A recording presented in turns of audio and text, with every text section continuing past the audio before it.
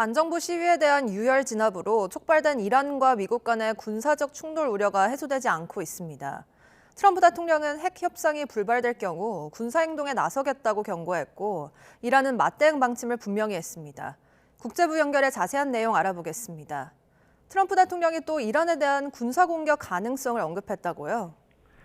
그렇습니다. 트럼프 대통령은 폭스뉴스 기자와 인터뷰에서 이란에 대한 향후 계획은 일단 대화를 통한 합의라고 밝혔습니다.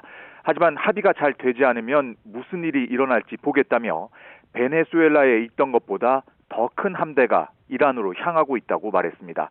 핵 협상이 좌초할 경우 군사작전을 감행하겠다는 뜻을 내비친 겁니다.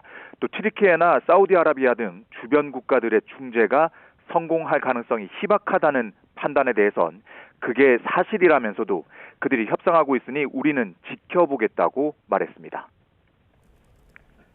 미군의 감시용 항공기가 이란 영공 인근에서 관측됐다는 보도도 나왔다고요?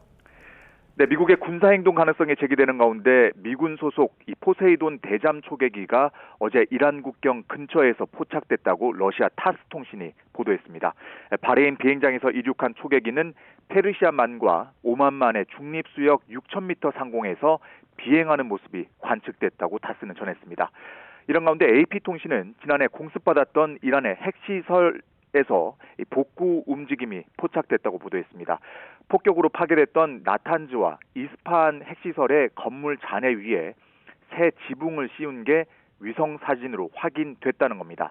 이란이 핵 프로그램을 포기하지 않았다는 신호로 미국의 군사 압박이 현실화할 가능성을 배제할 수 없게 됐다고 통신은 분석했습니다.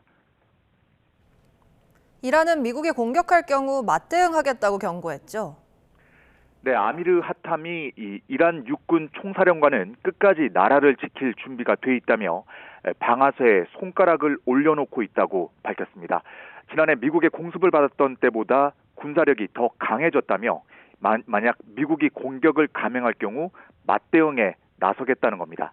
로이터 통신은 지난해부터 이란이 전쟁 대비를 강화해 억지력이 높아진 만큼 미국이 실제로 공격할 가능성은 높지 않을 거란 전문가의 말을 전했습니다. 하지만 제한적인 핀포인트 공격이라도 공습이 한번 시작되면 전면전으로 번질 가능성이 이번엔 매우 크다고 분석했습니다. 지금까지 국제부에서 YTN 권중입니다.